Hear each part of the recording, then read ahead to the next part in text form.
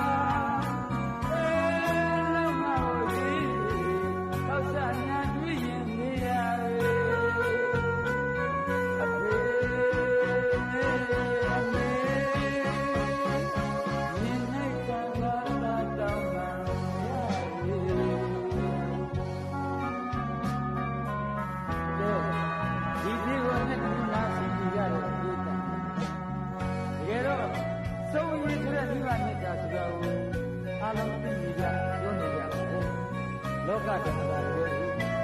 အဲ့ဒါနဲ့မိဘပေါ်ချင်တာပြေဝနဲ့ကြံတဲ့တုံ့ပြန်ပြီးပြုမှုတွေသာသမီတွေယူနေကြတယ်သို့တော်လည်းရွယ်ရောက်လို့ချင်းချင်းကိုယ်တော်မဲ့ကိုဖြစ်လာကြတဲ့ဓမ္မတော့မိဘပေါ်ဘလောက်ဆွေးစေနာသာသာဒီသားရဲ့သာဝန်တွေကြောင့်အပြည့်အဝသူ့ပတ်နေတာမရှိကြပါဘူးဒါကြောင့်ဆက်လို့ကိုသားသမီးတွေကတန်တန်တောင်းမှသိနေတဲ့ဒီကံမျိုးတွေ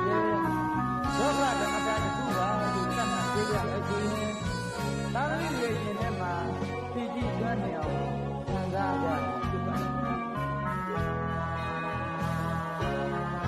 သာသမီမြတ်တွင်မိဘနှုတ်ကလူရပြည့်စေ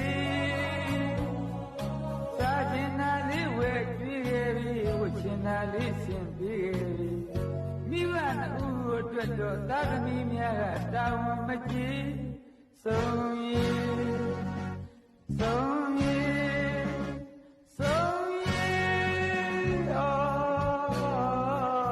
ဒါတော့ကတဘာဝ